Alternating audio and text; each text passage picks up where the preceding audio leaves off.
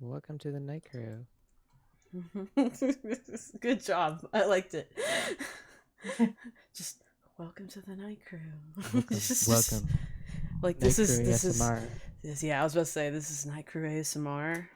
Please enjoy. Okay, we'll stop. Enjoy. But welcome everybody. Welcome to the night crew. Hope you guys are doing good tonight. I am Buster Destroyer, your host, and we have with us Sigelian, Hola. a long tenured member of the night crew, and Idril Frostfoot, one of our new probationary members, or as we call them, probies. Hey Idril, how you Oh doing? my. What? Well, I feel like it's an NCIS reference. We're honest. I oh keep waiting for really? somebody to Gibbs I slap don't. me. Yeah. I haven't watched much of that show at all. I think maybe I've ever seen like 2 episodes of it, so I wouldn't know. But yeah, I mean that's at least what KP and I call the new, like, whenever we get new members and they have the 30-day probationary period go on, we call them the probies, and then we haze them by making fun of them. No. I'm just teasing. But guys, how are you doing? How are you doing, Idril? How's your week been? How's things? How are y'all? Good. Same as everybody else with the quarantine. I have the luxury of working from home, but good God, do I want to kill my husband some days? Yeah. I actually told my manager this morning. I was like, please don't ever make me work from home like Right. this again. It's hard. Honestly, it's so hard. My boyfriend himself, he's worked from home for what, like at least 2 years now, maybe, or something like that, because they literally ran out of office space, and his team was like one of the ones that was kind of like, they were like, we're running out of office space for you guys, and they were like, we'll work from home, and they're like, great, do it. Like, they're like, just get out of the building, we need space. So he's been working from home for a while, so this hasn't been a huge adjustment for us personally, but Yeah. It's just really hard to keep a schedule. I imagine, yeah, to like keep your routine and a regiment going, yeah, for sure. I would imagine so, if you're new to it at least. Yeah. But other than that, I mean, what else? Like, what's been going on? One of the things I've been asking people is, what have you been doing to better yourself during quarantine? So Idril, do you feel like you've been doing anything to better yourself during quarantine? Absolutely not. Our gym closed down and they're hosting online sessions, and I've not even attended one of those. I've not stepped out of a foot out of my house in a week at least. I've been very lazy. So yeah, no, I've not been doing anything. I honestly can't think of anything I've been doing to better myself. I'm just here for the ride at this point. Nothing wrong with that. Well, what about you, Sigelian? Have you been this week? And has there anything you've been doing during quarantine to better yourself? It's interesting, hey? It's been a wild ride, hey? Like, when was the last time I was on the show? Must have been either January or I can December or actually something tell you like that. exactly when, Yeah? but continue. I can look it up while we're. My boss actually asked me this question a couple days ago. It's like, what projects are you doing now that you have all this spare time, or you're not going You're anywhere? at home, yeah.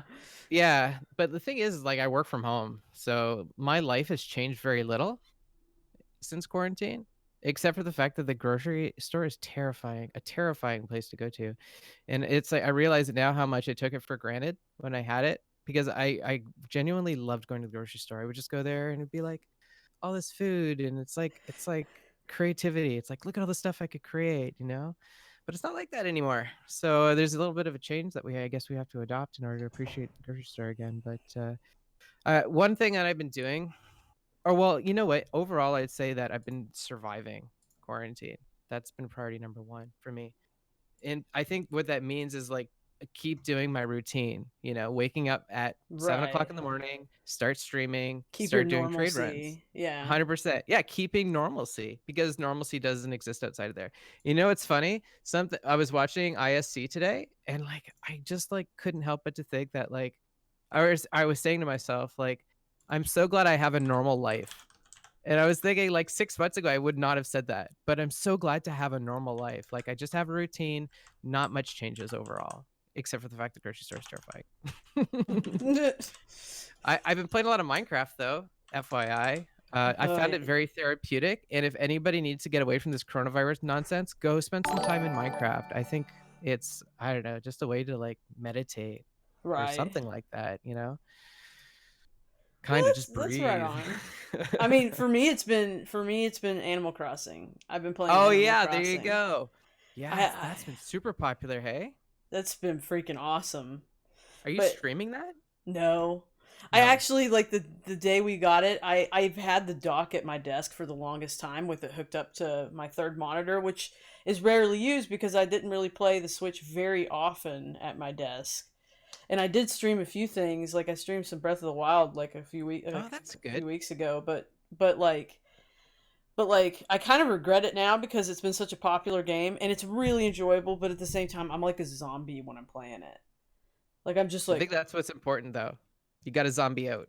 This is yeah, the zombie and I've virus. been kind of enjoying it as my off stream, just like I'm not having to play Star Citizen. Not that I don't love Star Citizen, but playing the same game a lot can you need other things to do outside of the time that you do that. Because Totally. I only play Star Citizen on stream. Occasionally, I'll play with other people while they're streaming or just off stream, just to goof off. But even then, I'm always recording just in case something great happens. Because that's always when the best stuff happens is when I'm not recording. So, but anyway, but yeah, but everything else has been going okay though. Like you've been all right. What kind Sigalian. of question is that? I mean, you've been okay. What are you really asking? Like I'm just asking, Sigalian. I got pneumonia for the first time in my life in February Oh. after hanging out with some questionable individuals in Vancouver. So I don't know what to think, and that's been a large part of my struggle. Is I don't really know what to think of my life right now. But that pneumonia was hell, let me tell you, and it was so weird because I feel like my voice changed afterwards from it. It's like all of a sudden I have this like raspiness to my voice, and I'm like, "What the fuck?" And I I wouldn't have said that, but like now that you're pointing it out, like it's kind of making me go, you do sound a little different. but I'm hearing other people the same way. So I think like this is a telltale of the infection, maybe. I don't know. But I'm hearing more of this raspiness from like other streamers. And I'm like, oh, that sounds familiar. So I don't know. It is what it is. I got really weird. So I got the pneumonia and I had that for a week. And then like I got better. And then I got immediately sick after that, like harsh flu symptoms. And then like I had a week of that. And now I don't know. It is what it is. I'm feeling better. So I don't know. It was a wild ride. I don't know what to think of it. I don't know. I would love It is sanity. what it That would be is. great. Yeah. I'm just glad to have a normal life. Well, there you go. Normal lives. Eventually, we'll get back to that. Yeah. Soon TM. And what about you, Buster? Like I said earlier, I mean, kind of added in on each relating to you guys. Been playing a lot of that one game, Animal Crossing: New Horizons. And I'd never played an Animal Crossing before, by the way. I'd never played one, so it was a totally new game to me, and it's really really fun. I really enjoy it. And then of course, streams have been going pretty good. Did some giveaways at the end of last week and at the beginning of this week, and then already made enough to do the next giveaway next week. So it's pretty exciting. We're just trying to get that going and stuff, and it's been really fun. I have a Drake Loot and Scoop package to give back to my community. Like probably Tuesday of next week. So my first stream of next week. But yeah, but other than that, like I said earlier, he and I's thing, like our life hasn't really been super hugely affected, so we're okay. Everything's fine. We smoked up brisket this week, or not brisket, but Oh, that sounds wonderful. we Yeah, it didn't does. smoke up Mm. brisket, but we did smoke up a pulled pork, so a pork shoulder. We smoked up a pork belly, and what was the other thing we did? We did one other thing. Oh, a whole chicken. Oh man, Yeah, so that sounds delicious. yeah, we have a great butcher, and he what he's doing is he's having people call him, like he's like pull up to the place. He's like pull up to me, or call ahead if you can, like a couple minutes at least, and like call him. That way he can prep the order, and then when you get there, he just he calls you back, and he asks the credit card number, so he doesn't have to touch it your credit card. Mhm. He enters it in manually, and then as soon as like everything's put through and everything, he brings it out to you, and That's cool. all wrapped up and ready to go. So he'll even, I think some people are even like opening their trunk, and he'll come out and put it in the back, which looks kind of questionable. Like what's going on at that store? in, Like in a any little other motion circumstances, it feedback. would look super suspect. But That's why they ask how many bodies can you fit in the trunk. right. But yeah, he's been putting meat in people's trunks. Hey! Oh my. Well then. Hey, Shiki girl, thank you for the follow. That's Thank that's you, my cheeky girl. that's my buddy. That's my buddy. Oh, hey, buddy. But anyway, let's get into some Star Citizen discussion as usual. Let me pull this up. I closed everything. Like, Hoping next patch is going to be rentable habitats. what? Holy moly. That's an interesting statement, sir or madam. That would be Sorry. kind of cool though. Like in a weird I would love way. to see it. It would be a Yeah. good way to like another way for them to further like affect and shift the economy to things. So of I the feel like game. that's wishful thinking though. Totally. Yeah. Like, It is wishful. keep hoping. And everybody to would be get mad about optimistic. it. You know, everybody would get mad about it. Oh yeah. Well, everyone, they're going to get salty no matter what. Oh, they changed the color of Porto to gray to slightly darker gray. Ah! There's Revere. How you doing today, Revere? Hey Revere, what's up, buddy? And then let's see. So what we do next usually now, where the hell is this thing that I use now? Okay, there it is. Sorry. We don't use our usual thing to arrange topics, so I'm getting used to it tonight. So bug of the week. So you guys know the drill. You both been on the show enough time. Idril's been here once before as a guest, and Sigalian, of course, he's been on here a few times. A couple of times. And so bug of the week. You guys know the drill. What was your favorite bug of the week? Whether it was good, bad, or ugly. What was up this week in Star Citizen? And this time I'll start with Sigalian.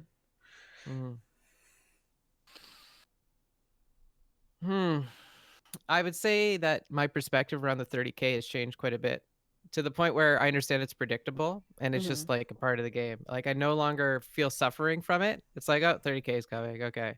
And either you roll the dice, either you're going to lose from it or you're not. I don't know. So that's my bug of the week. My bug of the week is 30K. And I know that there may be people in the stream, like my friend, who doesn't understand what a 30K is. A 30K is when the game crashes to desktop. It's a client-side crash, usually, right? No, it's the server crashing. It's a server crashing. Duh, I knew that. Server side or client it's side a server crash is no big deal. Yeah, CTD is no big deal because you give a report. But a 30K is when the entire server that you're playing on crashes. So we actually have a. Never mind. I'll pitch it at the end. Sorry. 4 days to convert to online learning. That's crazy. Gosh, Ravi, that guy works so hard. But what about you, Idril? What's your bug of the week? You got one? I think in the last little bit, my favorite bug has been when people get, like, on my end, stuck outside of their ship. So they're like 30 feet out from their ship, and you're like, "What is that?" And it's just somebody going by. Yeah. I've seen it where people are like literally on the side of the ship, like they're against the ship, but like they're just like hanging back, and it just looks like they're holding on to the ship for dear life. It's pretty funny. Or like they try to land like their Pisces in the Carrack, but they're not in their Pisces, so they just kind of float next to the ship for a second. I'm like, well, okay. It's had some pretty interesting results, and I've just found it funny. Yeah, that's a pretty good one. I like it. I like it because it really is entertaining. I think Sergeant Tickles or somebody has a recent clip of me like sitting out the side of my arrow or something, and so it's pretty funny. I always like the funny bugs. Those are my favorites. 30Ks aren't funny. What do you say? 30Ks are funny, but then after a minute, it's kind of that funny where you're like, it's that. Like the. Thank you for the follow, Minor85. Sorry. Oh no, you're fine. Thank you so much for that follow, Miner85. So for me, bug of the week, I would say I'm honestly trying to think of something, and I'm just like I'm scanning my brain for things I've seen this week. Have you played much this week? Yeah, I What did played. you tell me about your activity? Or wait, that's the next question. Yeah, Okay, yeah. moment of the week. Mm. Hmm. I Mm. can't really think of bug of the week. I guess for me, it's also just been the 30Ks, 30K, 30K. Um, They're if I just consistent now. That's all. They're more predictable. if something comes across my mind, I'll let you know. I know something happened this week that was pretty funny, but I don't remember what it was. So anyway, but and then of course next question, like Sigelian was starting to bring up, moment of the week. So moment of the Mm. week for chat, and I don't remember if Idril's been around for this one, but a moment of the week is just a newer thing where we just talk about like what our favorite Star Citizen related moment of the week was, whether it was like you in on it was during your stream, it was off stream, or maybe it was like you were watching somebody else play Star Citizen and you thought that was a really great moment for the game or for the week. Just literally, and it can be a tweet, like you say, oh, this tweet by whoever, or this piece of content, like whatever it is. What's your moment of the week? It just has to be Star Citizen related. But though lately we've been occasionally adding other things, like the snake that broke into my house last week. So, Idril, what's your moment of the week? Um, I am gonna say, last week our community app kind of just turned into some pirating, which ended up with lots of shenanigans in a hammerhead.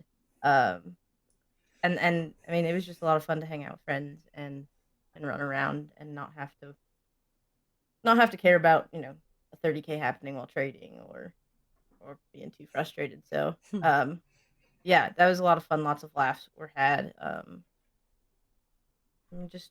think we were at Tram and Myers. I think Tram and Myers is a spot right now.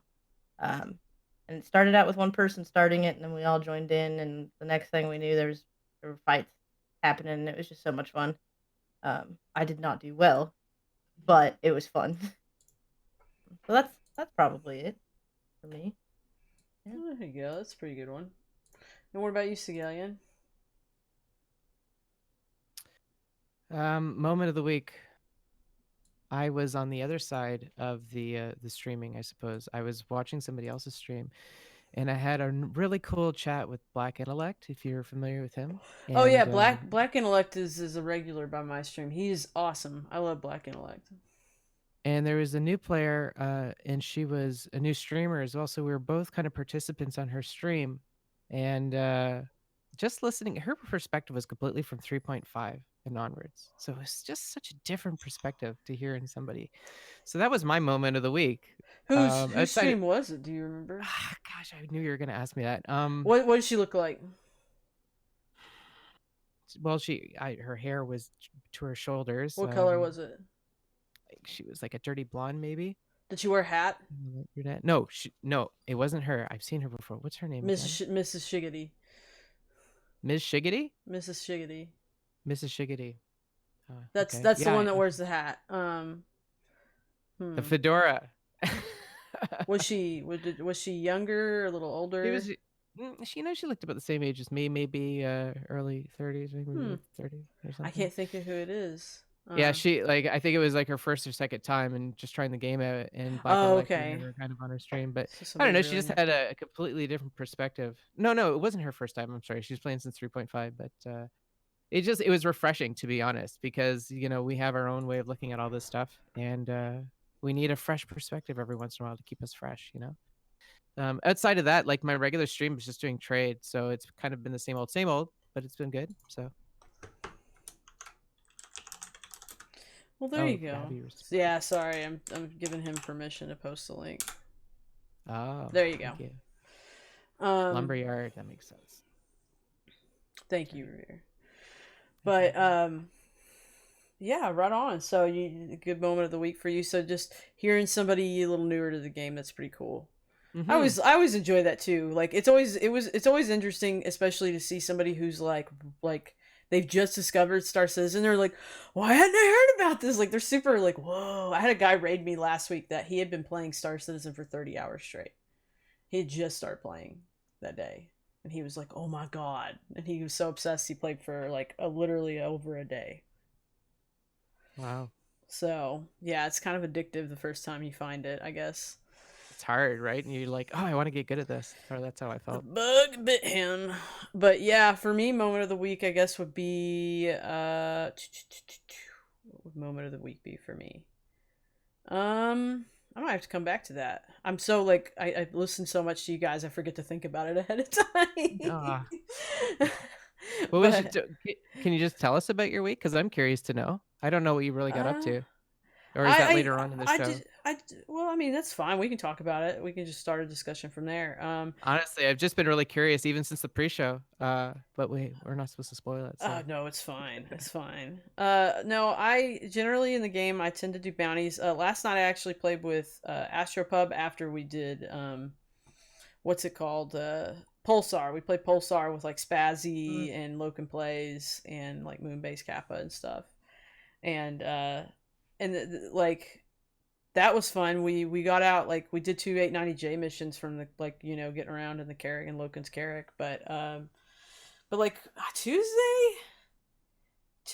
is like I can't even think about everything that happened on Tuesday because I was doing giveaway that day. So I was like, I don't know. My brain's fried today. My brain's a little scattered around, but I'd have to think about it. But yeah, I mean, I've just been doing bounties and making money and just bumping around with friends when I run into them and stuff like that. Like I had some friends and us went to the Javelin wreck, so I guess that's moment of the week for me. Oh, that's always fun. We went to the Javelin wreck and I jumped over it. Like I got to the very top of the mountain in a cyclone somehow. Oh, nice. And I You jumped just over went it. for it.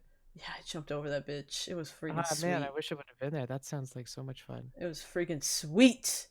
It Oh, the was last time I sweet. played with you, I was in the Grey Cat and you were in the Cyclone and we were launching them into your caterpillar. Remember that?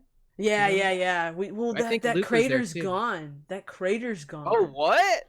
Yeah, that because that was at Pearlman. Oh. That's at Pearlman that we do that. That's at Pearlman on Magda, and like that crater that's like right next to that outpost, totally gone now Oh man, because of that's Planet far Tech out. V4. Dude, I have a protest thread on Spectrum about it.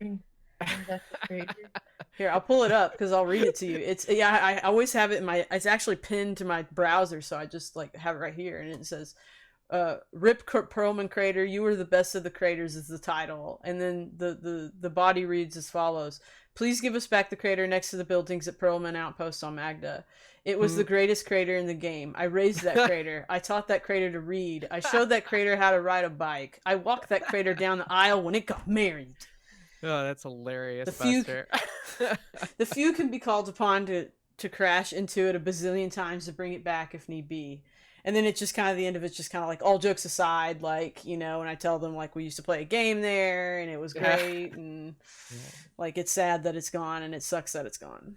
So I I miss love crater. that you're protesting the geography in Star Citizen. That is I hilarious. wish I had a screenshot now of Perlman the way it was before. Oh, I think I got one. Hold on a second. If you do, think I want to make like I want to bunch like of put it in screenshots. Photoshop and just make like make like a look like a funeral brochure. Like when you go to a funeral and they give you that little brochure, like just make I- it look like rest in peace. We loved I've you never so seen it much. before.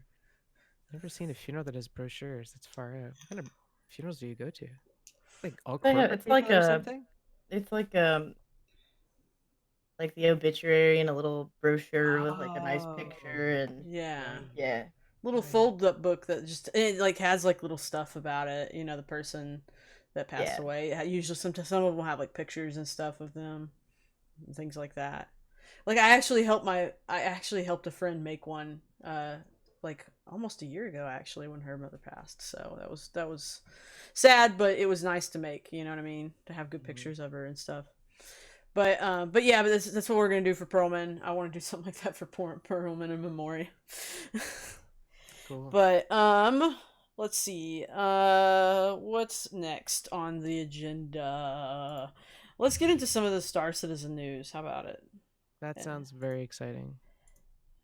Star says, God, I keep like minimizing the stuff I need to not minimize. Okay, there we go. So this week, in Star Citizen New As, we had last week for one thing, we had a sale last week of like green ships, of emerald editions of different ships, like the Archimedes, the one of the Connies, and I can't remember. Oh, the Ursa rover and stuff. And then so that was like last week, and then also last week we had Star Citizen Live, where we got to see Jay Lee just kind of work through concepting some like basically past uniforms of the UEE. Like specifically, I think they were trying to go for a Messer era, Yep.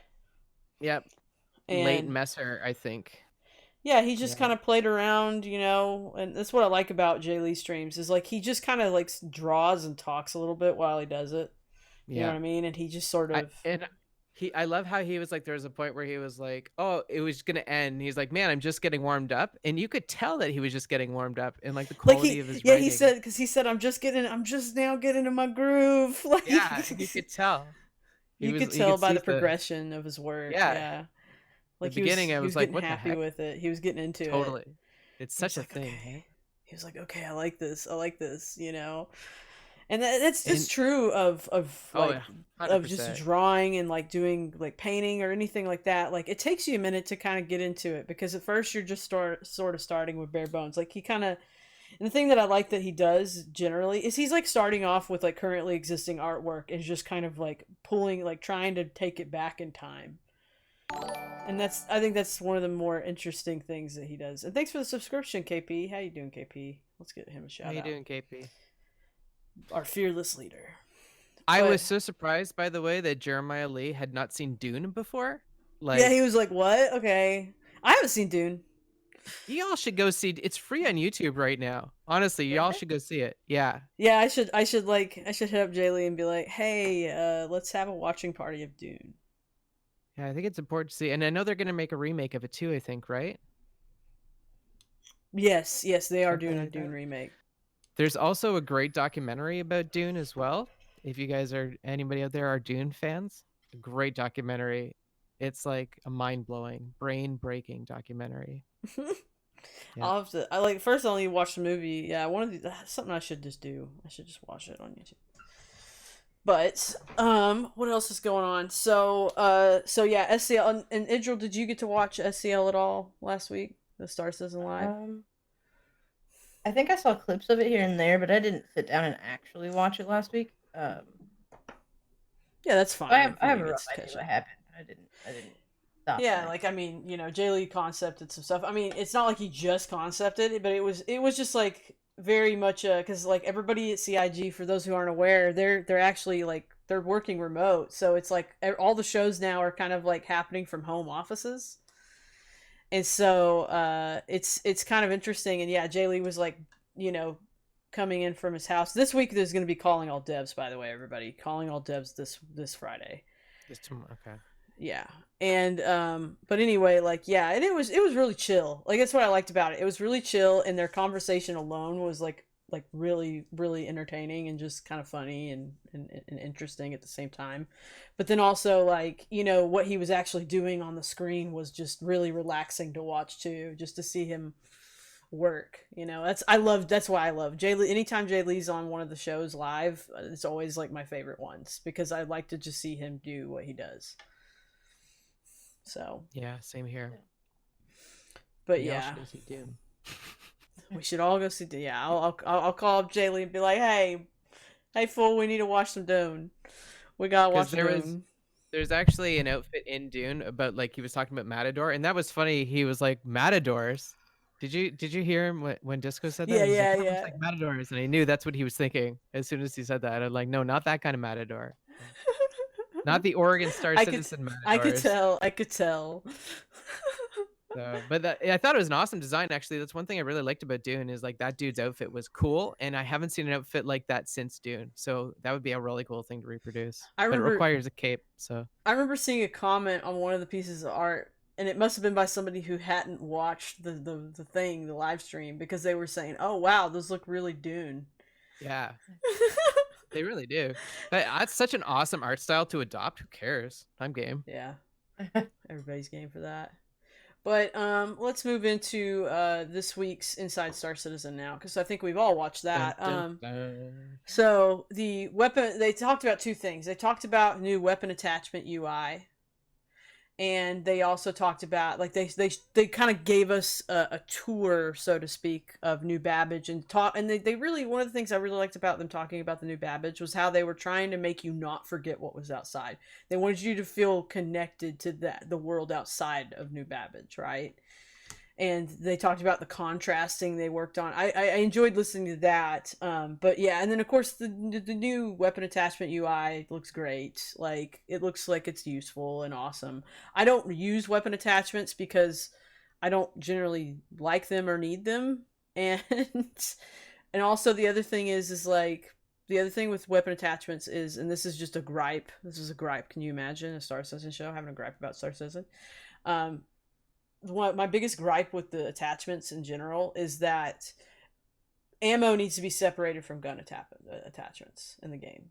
Like, when you're buying and purchasing, that really annoys me. So until that's like, I just don't have the patience to look for gun attachments. What's that, like a magazine attachment or something? Yeah, like under attachment section of weapons, it always has the ammo in there and the actual attachments, like the things you would add to, like, the scope, like you put under the barrel, over the barrel, whatever. So, like, all the like things to help you shoot better or have maybe less recoil, etc. Those are attachments, but ammo is listed under attachments in the purchasing thing. So they're all mashed together and they're always alphabetical order. So it's like there's no separation of those two things, even though to me they're totally separate, even though they're part of the same overall thing. So I wonder if maybe with this new interface they'll address that issue. I hope they do. I really hope they do. But what about, like, what did you guys think though overall of ISC this week? Like, what were your like, I kind of started us off with some things I thought was interesting, but what did you guys think that was most interesting about this week's episode? And just feel free to pipe up whenever. Well, I think the Babbage looks gorgeous from the renders they put out. Yeah, let me pull it up. I think it looks. I'm excited for it. I'm cautiously excited for it. But I think my biggest complaint would be, we're adding a new UI in to add optics and whatnot to our guns. Are we getting rid of the option to do that inside our what's the word for it? The thing on your wrist. Moby Glass. Thank you. Well, I couldn't think of that. Are we getting rid of that for inside of the Moby Glass? And if we are, or if we aren't, why didn't we fix that? Like, because it's buggy right now. We know it's buggy. We know that sometimes you have to click multiple times to get something to attach to your loadout, and then save, and then it might save. You have to back out and go back in and check. So I understand why they prioritize this, because it's a nice new look to it. But I don't understand why we didn't go back and fix something if we're not getting rid of it. That's an assumption. So I mean, I wonder if the Moby Glass is built in Flash. I say that as a Flash developer because I used to do Flash development back in the olden days. Like, I wonder if it's built in Flash and that's why they don't touch it. Maybe. That would make sense to me, and that would explain why it crashed so much during 3.0. Like, remember, it was constantly crashing? Yeah. God. I can imagine making I something didn't like play the much Moby of Glass. 3.0, to be honest, because of shit like that. Oh, God, it was awful. Moby Glass is the worst part of 3.0. Anyways. Yeah. I mean, if that's the case, either they need a developer on it, or I don't know. I can't say fix it, because that's like a whole code rework, and that's just a lot. I want to say in the past they may, and I could be wrong. Correct me if I'm wrong, chat. I think I vaguely remember them saying something in the past of, like, we need to get the UI updated first before we'll work, like, before we can really overhaul Moby Glass or something. I could totally be wrong. Oh, okay. I feel like that's been said, but Yeah. I may have just be misremembering something else. I mean, that makes sense. And they've been working on the UI for a really long time. It always seems to Yeah. be an obstacle for them. It's unfortunate too, but I mean, you have to do a UI perfectly. It's so hard to do. But you know what? Like, just in regards to the UI, I was reading a troll post on Reddit that this UI was also used in the CryEngine in 2008. I didn't play Crisis 1. I actually don't know, but do you guys know anything about that? Uh, No. Okay. I'm so I far just didn't removed know from how I valid don't. that anything. was. Curious. And Yeah, I yes, I don't read the know. troll posts. Not as If anyone out much. there in chat has used Crisis 1 before and has seen this interface before, I'd like to know your opinion. But yeah, Didn't see the Crisis series. but yeah, like the it's showing right now on the video the kind of how the new barrel attachment stuff will work. It shows you basically the points they would attach, and then I guess it lets you click on one to put it on there, which is pretty cool. You know, that's pretty in line with like a lot of like FPS style games out there, is like being able to customize, but also see the customization as it's like, you know, sort of edit it and then like get it done and like but see it visually changing as you do it.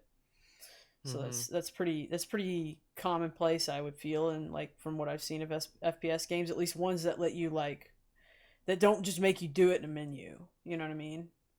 So, I briefly went and looked up Crisis One and gun Oh, attachments and just clicked on an image. It looks very similar, um, but I'd it's love to not see that. Can you exactly send that the to same. me? Can you Yeah, Discord that to me? yeah. It's just, I Let mean, me it was see. just an image, but yeah, I'll just. Yeah, yeah. I just want to see it. That's all. Did they ever talk about subcomponents for ships? Is that supposed to be a thing? I'm not sure. That would be a good thing to add, though. I just wonder this interface if it's going to be used in ships at all as well. But now I've skipped us up because that was starting to end on the attachment thing. But now we're in the new Babbage looksy loo. What's okay? So this V on the bottom of her crotch there, was that always there? Because like, holy moly, I can't. Like, is that not? I don't know. Is that just me? I mean, she actually had a different outfit before. She had the dress on that the opera singer had on in the 890J. Right, right. Um, so it looks like they've taken one of the new Babbage suits and they've made it white for her, which I like. I think it's very interesting. But yeah, so this wasn't, to answer your question. No, this wasn't always there. I didn't really think much about it. And of course, she's got like a tail on the coat, so there's another V. But it's a cool outfit. But she's like the little she's like, what's the one that was in Mass Effect? Like, I forget what it was called, like Avena or something. That little hologram you talked to at the Citadel. It's kind of what I'm getting, like the vibe. Like as soon as they mentioned this, like months ago that they were gonna do this, I was like, Mass Effect. Oh look, there's little butterflies. I didn't even notice this. Guys, there's butterflies. Oh my god, there's butterflies. Guys, there's butterflies. That's exciting. I've been playing too much Animal Crossing. And then yeah, so it was, and one thing that I thought was cool was there's like a promenade, and it made me think of DS9. Piano Desu.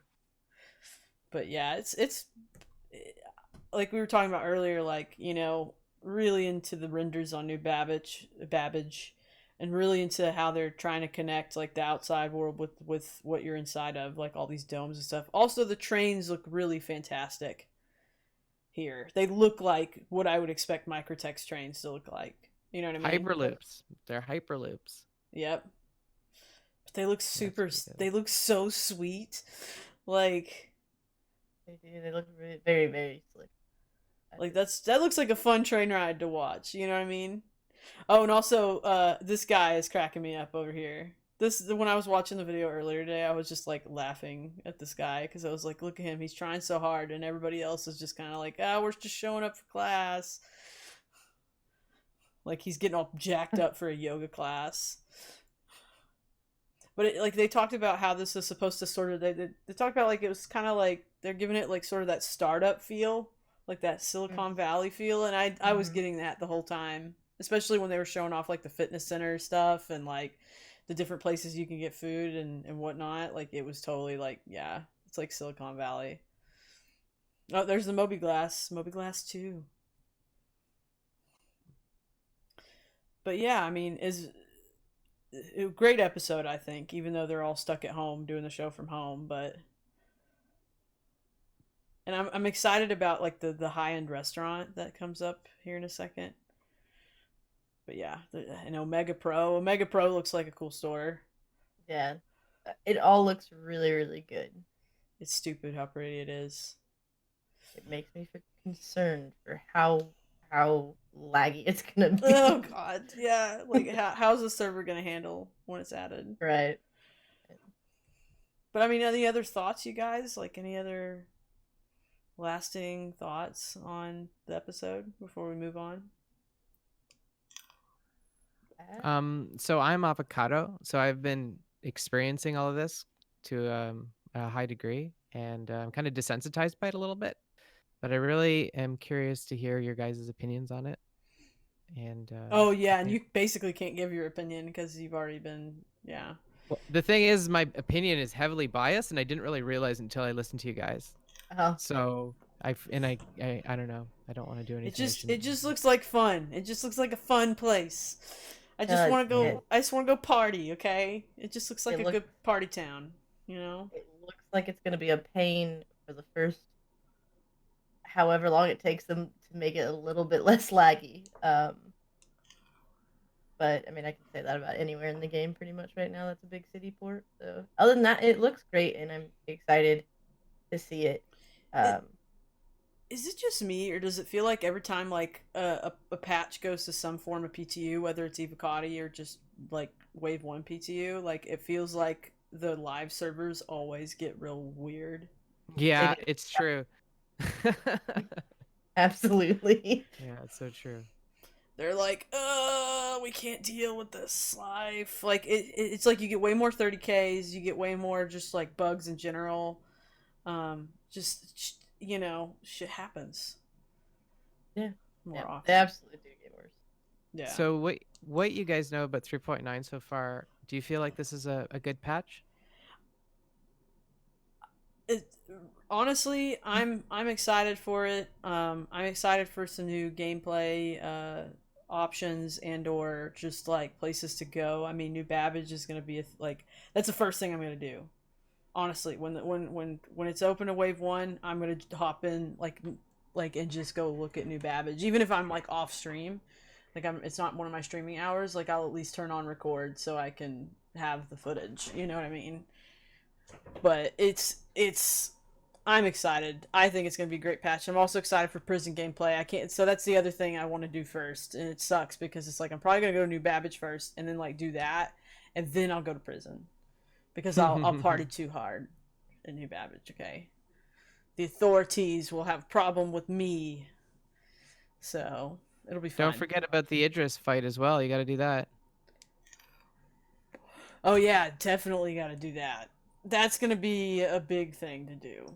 I think the night crew. In fact, speaking of, that's a good point for us to talk about a little bit of night crew stuff. So the night crew is at some point going to put together a group. Like we're gonna get together as a group. I gotta set a date for us, but we're gonna get together as a group and try to do the 890 mission. As many of us as we can get together in the night crew. That'll be fun. Yeah. And maybe we'll do it more than once, you know, get other people to use their token and stuff. So for the mission, that is. We should definitely play more together, but the thing is like we all have such different play styles. You know what I mean? And schedules and stuff too. And that's the thing is that it would probably be like on a Sunday or something, like some day that most people can get. I mean, right now is probably a great time to do it because everybody's kind of at home anyway. But like try to put something out in the next couple weeks where we can all like say, okay, like at least if half of us could get there, you know, we'd be set, and then we'd probably grab, and if we need to, we could grab a couple other people that aren't in the crew but would be willing to do the mission with us. But yeah, because like my play style, I am very aggressive.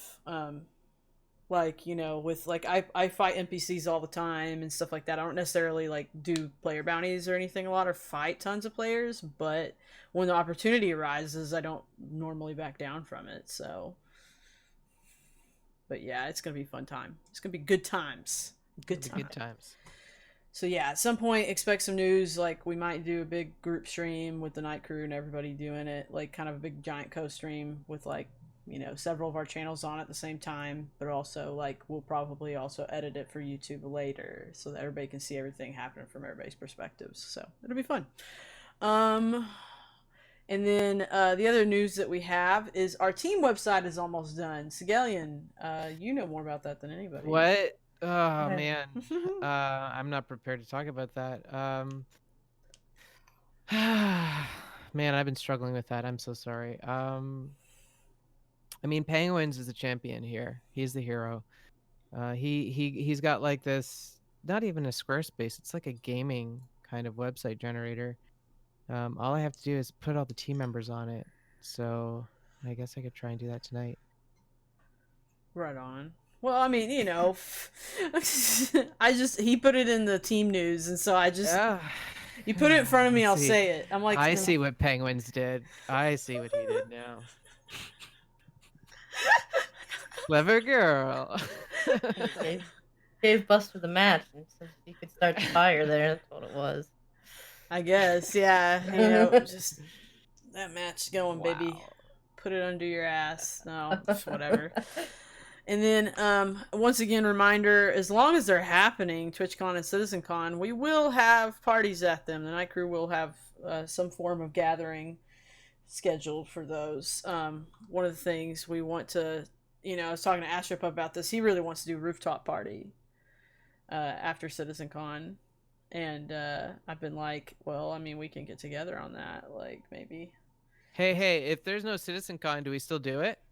That would be sick, because most people probably already bought their shit already to go. Yeah, so let's have our own CitizenCon. I mean, come hell or high water. I mean, unless like it's still quarantine and stuff. Like we plan a whole week in LA, so. And I mean, like, I vividly remember you saying that you wanted to be like an organizer or something for CitizenCon. So like, just do your own CitizenCon then. Yeah, I'll have StarCon. Buster Con. Oh, people would love that. There you go, roller kips in. Buster Con 2020. Yeah, guys. Okay, that's the deal then. If CitizenCon for any reason is canceled, I'll still be in LA that week, unless it's an extreme situation. But if you guys are already going to LA anyway, come see me. We'll party. We'll have a big party. It'll be great. I love LA. I'll basically create the greatest bar citizen of all time if CitizenCon doesn't happen. I'm sure Disco would give you a lecture being like, you're supposed to stay indoors or something. And then we'll be out on the beach. They'll be like, millennials. It'll be like a full day party too, like different locations. Like we'll start off, because Darklaw and I talked about this because I said, because Darklaw made I made the joke in Darklaw stream because he's talking about like, I'm going to be in LA that week. I'm gonna have to, do this and that. He was talking about going to the beach. Yeah, he was. Well, I don't know, but he just said, well, this was before all this happened. He's like, oh, I'm gonna go to the beach and everything, and I was like, yeah, like get some roller skates and short shorts. And he's like, Buster, if you do it, I'll do it. And then he's like, and then he was like, that would be great, getting like as many Star Citizen like backers and streamers together to go like up and down the beach. I'm not gonna wear short shorts, just FYI. And some roller skates. I would have to get rollerblades. I suck at roller skates. I'd like to try roller skates. I've always been a rollerblader, and I never did the roller skating thing before. TDL. Who's TDL? Oh, the Darklaw, yeah. I was like, wait, every time somebody calls him that, I'm like, what? But yeah, no, we'll get him in some short shorts. We'll get me in some short shorts. It'll be booty. See him booty for days. Short shorts. Star booties for days. I mean, he wears kilts. Yeah, I don't think it would be a big step for him. Yeah. I want to say I could see it, but I don't want to say that I could see it. I don't know. Yeah, I don't want to say that I've imagined. I have.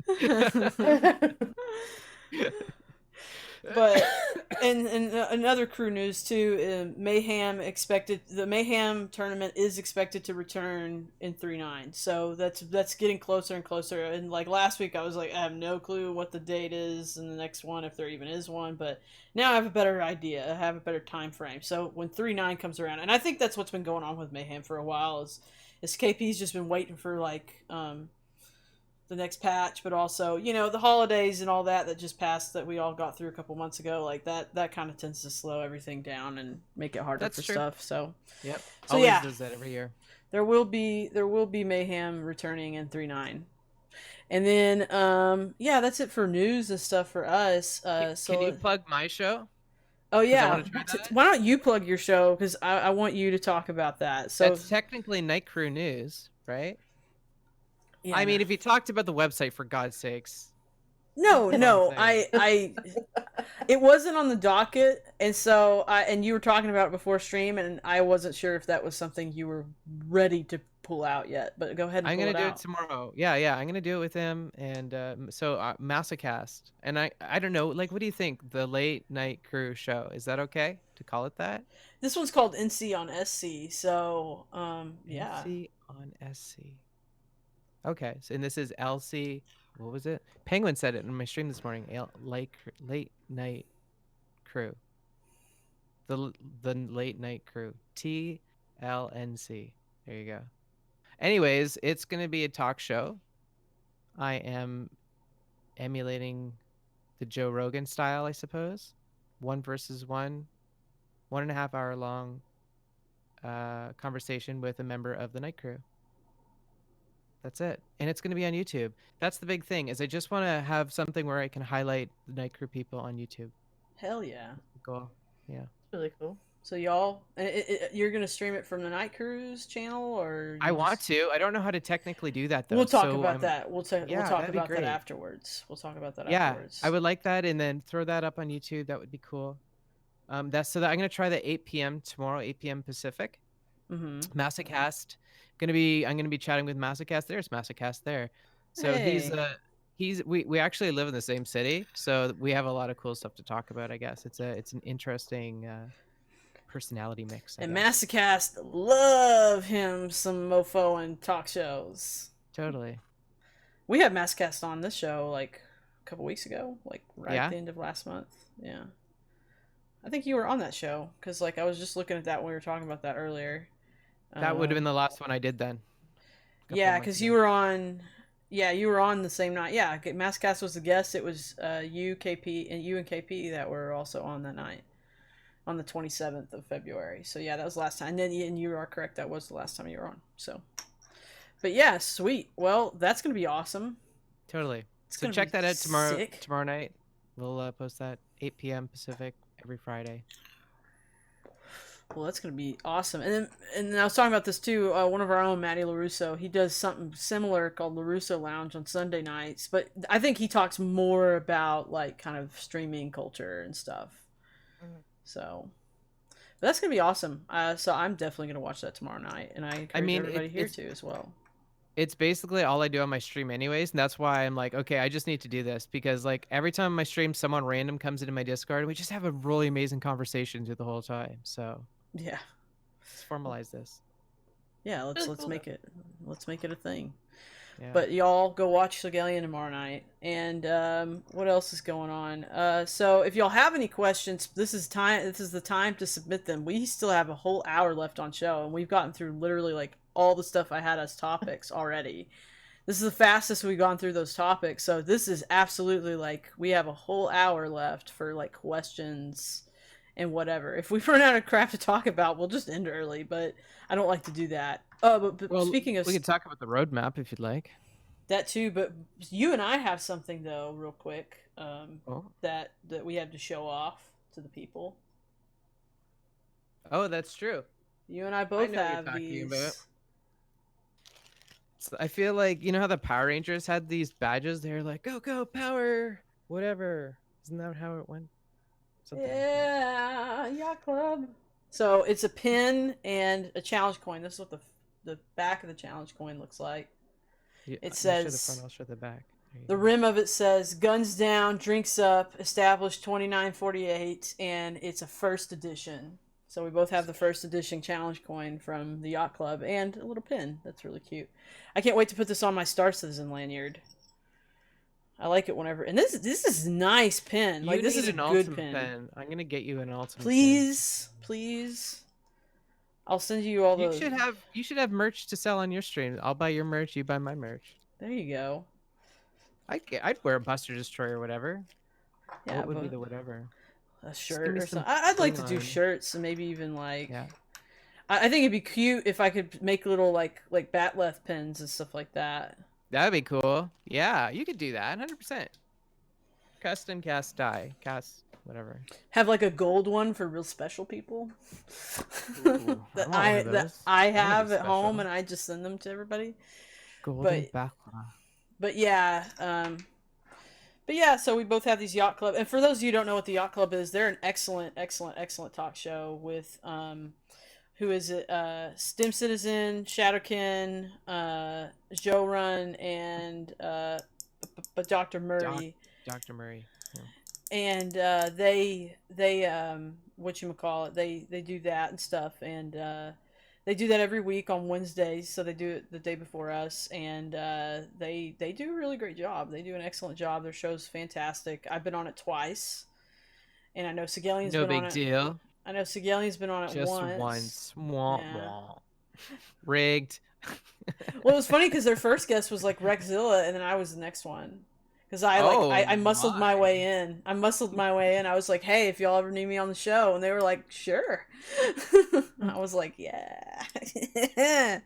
But yeah, so Yacht Club's really great. And they usually do a bunch of giveaways and all kinds of stuff. But yeah, they're really great. They're awesome guys. And thank you, Yacht Club. Thank you very much for the challenge coin. It will reserve a special place on my desk right there. So I always see it. And then, like I said, this is going on my Star Citizen lanyard for cons. So, but That's really cool. chat, The challenge video. Really give cool. us. Oh yeah, a lot of orgs in Star Citizen and like groups like that have challenge coin. Like I know the Space Bros have a challenge coin. Of course, there's so many like different regions and orgs that do a challenge coin. That's a big thing with Star Citizen because challenge coins are a legitimate thing. Like. Yeah. In the military, yeah. What are they for military?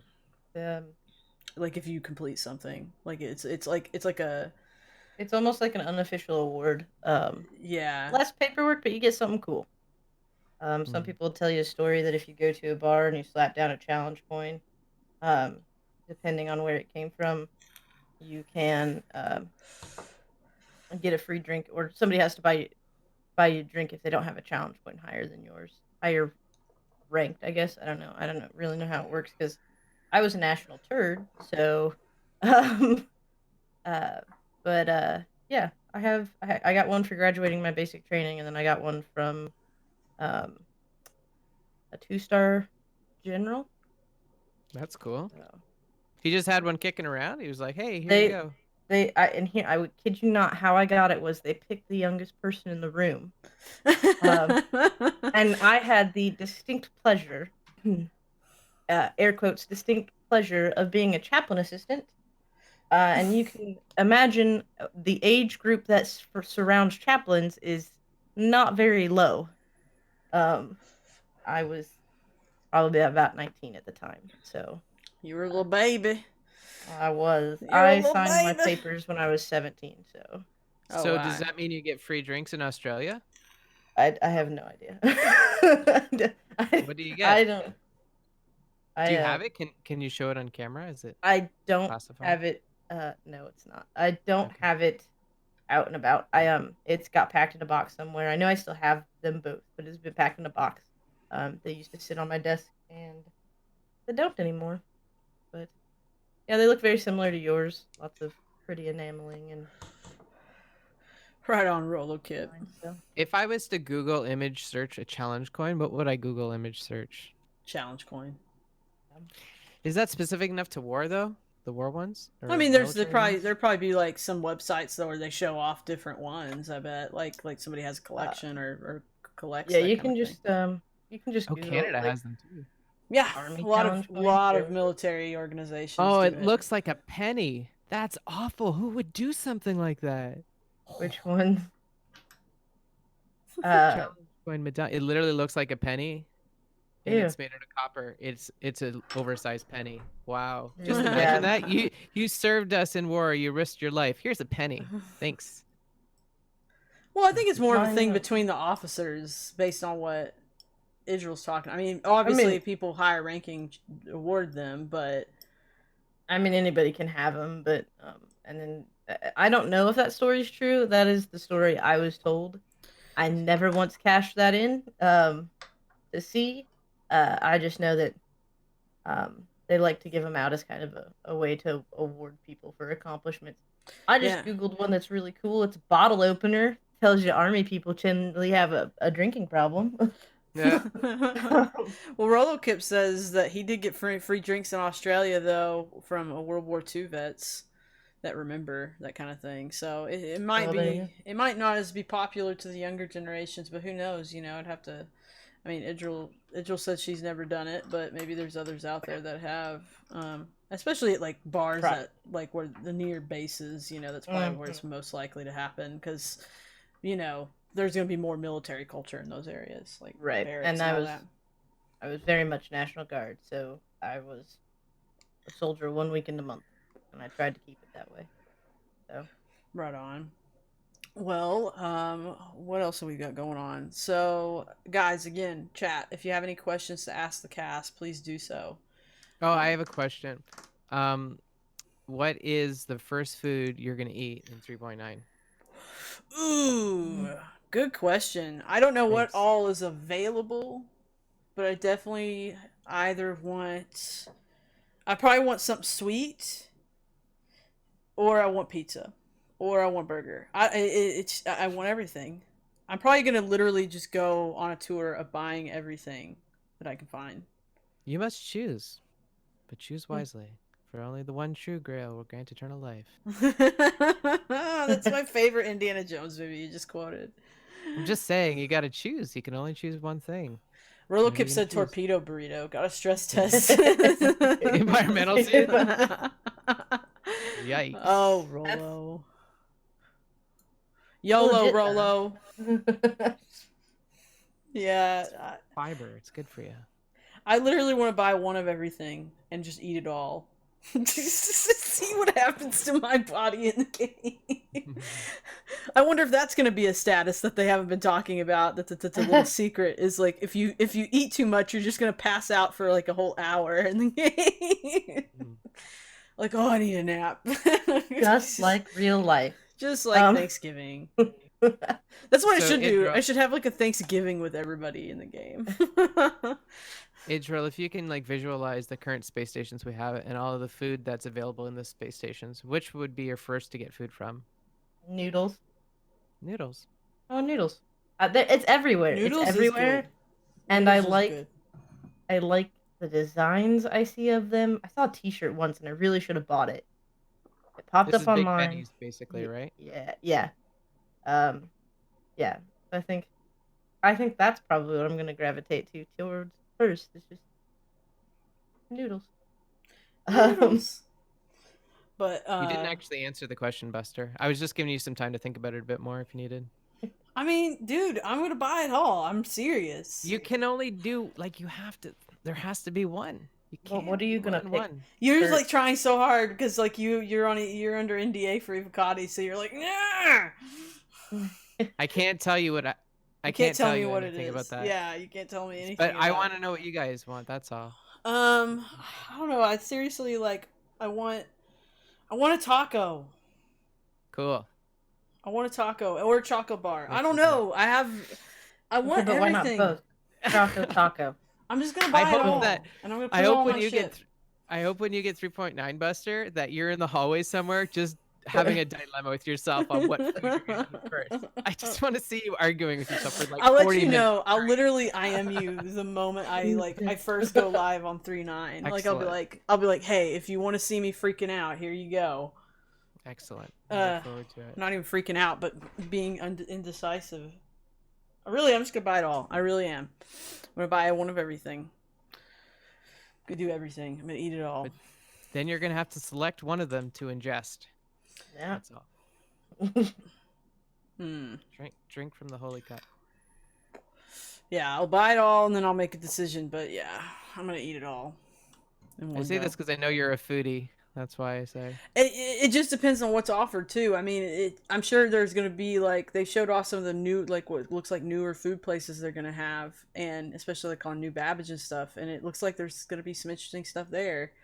And so I'm just gonna spread myself out, guys. Like I'm not beholden to one type of cuisine. And there's a high end restaurant on New Babbage from what I saw. So if I could sit there and like order a plate there, I'll probably do that first, honestly. But who Good knows? place for a date. Yeah, maybe I'll take Vertigo there. Well, Be like, hey girl, let me get you some food. Hey boy. You need to ask a question on mic. Well, no, you can just submit it in the chat. It's not really a thing to get people outside of the show on mic because we don't know what they might say. But hey, Boss Hoss. I once made crepes that were too thick, so I folded them in half and stuffed them with Nutella, so they actually were chocolate tacos. that Hell sounds yeah! wonderful, Rose. My Yeah. favorite thing of all time, ice cream, like taco, crepe, whatever wise, is the Choco Taco. Yep. Yep. Oh, That's not my God. favorite, but they were huge in high school. Like, if there was ice cream at the high school, It was Choco Tacos. there were Choco Tacos and the Twix ice cream bars, and Choco Tacos always went first. Hmm. They're the You best. were lucky They're to get the Choco Tacos. best. I haven't had a Choco Taco in a couple years, so I think next time I go to like a grocery store, I'm gonna look for Choco Tacos if they have them. I don't think my Kroger near my house has Choco Tacos, but oh man, I love Choco Tacos, guys. I could talk about them all day. But yeah, I hope that there's ice cream. I just hope that there's a good as far as the food goes, there's a good like wide range. I hope that there's a wide range of stuff in different places. Like I want to try stuff, even though I can't taste it, but it's gonna make me hungry. I just know. I think it's what everybody really deep down is pissed about with the whole food, like the whole status system with the food is. I think everybody's just pissed because they know it's gonna make them hungry sometimes, and they just won't say it. They just won't admit it. They won't admit it to themselves or the rest of the world, guys. So. My fat butt's gonna be sitting there going, "Holy crap, I'm hungry." But I mean, like, as far as 3-9 goes, like, out of what we know so far about 3-9, especially with today's ISC showing off New Babbage, are there any like, and Sigel, you don't have to answer this because I know that you're already playing Evocati, but Idril, is there any like specific places that you noticed in any of the renders or just any of the information over the last couple months, like a specific place you're like interested in seeing in this new patch? I don't know how to narrow that down. So the first time I ever got into a train system, I remember just being amazed because I asked, I would have been playing with Spazzy. I was like, is this just like constantly here? Is this actually what's here? And he's like, that's what's actually here. That's all. Like, you can see the actual ships above the shipyard. And I was so amazed. And the first time I got into the 890 jump, I spent 20 minutes like freaking out about everything. So I'm gonna assume it's gonna be very similar everywhere I go inside of New Babbage. I'm probably gonna be like, "Oh, look, you can do this," or "Oh, you can do this," and I'm gonna be so excited and just running around, and then the food dilemma. I'm sure I'll probably have noodles, and then I'll be like, "But there's other stuff. Now what?" Yeah, uh, I'm looking forward personally to the clothing and any clothing store there. that'd be nice. Actually, yeah, that'd be Adrian, cool. do you mind if I ask? I know this might be a personal question, so you don't have to answer if you don't want to. But which patch did you start playing at? Good question, because I don't remember. I have not been playing very long. Like, Okay. when do you think you started playing? Because we can probably figure out the patch you started I playing in. Yeah. tell you, I built my PC at the end of June. So end of Okay. June, early July this So last year like would have second been. quarter, so like 3-5. Mhm. 3.5, Yes, 3.6. that sounds right. Actually, yep.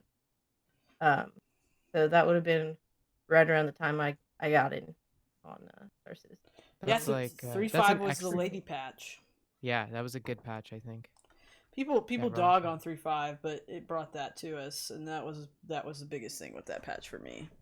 And they said that 3.7 was like the best patch they had, so you really just experienced the golden age, I guess, of Star Citizen patches, which is good. Like it's a good thing, I think. Yeah, 3.7 Um, was a fantastic patch. I mhm. miss 3.7 on those lonely nights. And I think 3.9 will be another one of those 3.7 patches. If we can get pedantic about the patches, because it matters, right? I feel like every different patch is a different game. Yeah. Yeah, I would agree with that. Yeah, because I remember when I first started, wasn't super duper heavily into it. Played with friends. I do know that 3.7 I started playing by myself. I would get on at night, start playing when I had free time, or force my poor husband to play with me when he finally got his PC. And Now it's kind of with 3.8, it's fallen off heavily. So uh, yeah, I hope 3.9 is like that again, and that it brings a lot of people back to that point where they're okay just doing everything. Yeah. It was, I mean, everybody talks about 3.4 like it was great. 3.5 was like, like it's kind of funny how there's so many different, like, some people are like most of the time I hear people talk about 3.5, they talk about it pretty negatively. But again, I liked it because it was like, the lady patch. 3.6 was blah, but 3.7 was, 3.7 was. I think 3.7 was. 3.6 was a pretty big patch because that was our first capital ship. Oh yeah, yeah, yeah. I mean, it's hard to remember every little detail of every patch too. It's another thing when you play it That's the all the only time. thing I remember of 3.6. It's like 890 jump. 890 Oh yeah. jump. The jump boys got into town. Everybody was so obsessed. I wonder what the next, like, and this is a question I think we talked about a while back, but what do you guys think is going to be the next, like, Carrick? Like the way, like, everybody freaked for the Carrick, like, oh, the gibboning, the gibboning. But like, There'll never be anything like that. That was yeah, it. I agree. That's kind of my opinion. But what I mean, it really. Masochist's Merchantman. I don't think I it's don't going to be as know. I big. don't think so. No, I I don't think think the Merchantman will. I think the audience is so mixed, and like Merchantman represents an enthusiastic community, but I think that there are enthusiasts with the Kraken and with the Pioneer and with the Idris. So I think the Merchantman is just another one of those. The Carrick was it. That was as good as it gets in Star And Citizen. honestly, like, as the price goes up on ships, I think that, like, you get these big capital, like giant ships, or big, or up to capital or whatever, and like that's a price range that not everybody's gonna have to buy ships for. And I think that's one of the strengths of the Carrack, as far as getting it, like, as far as generating hype, is I think a lot of that was generated because it's a pretty big ship, but it wasn't like an 800 or higher dollar price tag. You know what I mean? It's 350. I don't even know what the original buy-in on it was, like, for concept, but the thing is I feel like the Carrack was like kind of, it's like sort of a mid-tier, like, price, right? Like high, like on the high end of mid-tier, but like it was kind of a middle ground for everybody that wanted a big huge ship but didn't want to pay like almost $1,000 or more. You know what I'm Mm-hmm. saying? Like, and so, because, like, think about the 890. Like, what was it originally offered at? Was $890. Yeah, yeah. Yeah. I mean, that was on concept, and that I imagine it's a little more expensive now, but like that's a lot of money for one ship. And but 350 or a little lower isn't. It's still a lot of money, but it's like doable if you put the money together for it. And so I think Carrick is like sort of like the middle ground for a lot of people as far as that goes. Totally. Whereas It I hits consider the Kraken, or like what the Javelin, like super high end. it hits every community though. Like people who want to do exploration, that's what they want. Big orgs or medium-sized orgs, they want that. But it looks really nice, and I think that attract a lot of people. And like you said, the price is right. So Yeah, I think if the price is like under 400 for like a fairly big, interesting ship, it's gonna have hype around it. Not maybe not on the level the Carrack did, but yeah, people have been waiting for that Carrack for a long time, so that was like bound to have. And then of course, like the community made Jared make that his favorite ship. Yeah. I don't think that the merchantman is going to have as much hype as the. It's like, here's what it's like. Like, there's the first child syndrome or the second child syndrome. How your parents are never as enthusiastic about the stuff that a second child does compared to the first one, just because they've already seen it before. So I think that will happen for the merchantman. It'll suffer second child syndrome. Okay. That's pretty funny I though. mean, the Carrack was everywhere right before it came out too. Oh, it's So ridiculous. Like, Reddit was unusable. yeah, I mean, It was everywhere unusable you even went, right Carrack. after it came out. Yeah, because it was like insufferable. Like, oh, So Carrack. I don't know. I just haven't heard as much about Merchantman or the Kraken or the Idris. I haven't. But they're also I not know very that. close to release either. I That's know. So true. that was Part of it, yeah. yeah. You caught me before I could say it. Sorry, I'm bad about that. No, you're fine. Yeah. Yeah. But that's what I was gonna say. I don't think we'll really have a good idea like Until we get till right. close. Yeah. Yeah. When we get into that last few weeks or so, or two, however many people decide to hop on board for it, but I Yeah. honestly don't think it will hit as hard as the Carrack did. Yeah. I think our next capital ship is going to be the Kraken, though. What do you guys think? What are the other capital ships out? I mean, that not out, but just the ones that are around, like, and that we know of that are coming. Well, Idris, Javelin, and then like Hull E, Hull D, Pioneer. What else is there? I would hope that the Kraken's the next one, but I could see that one being on the back burner. What about the Orion? Maybe that'll be the next capital ship. That would be kind of sweet. And the Pegasus. The thing is about the Orion is that they're scaling up mining, it seems. They have the entry level, and they now have the mid level, and now they just have to do the top level. I don't know. I wonder when we'll see one of the hulls come out. Because, like, we have mining, we have trading. When do we get that middle gameplay? I wonder if they have to do the whole physics, whatever refactor, for Squadron 42. Maybe it'll coincide with the Squadron 42 release to get the Hull C. Yeah. That could be. That could be. Yeah. But I do think I want a capital ship that's meant for fighting.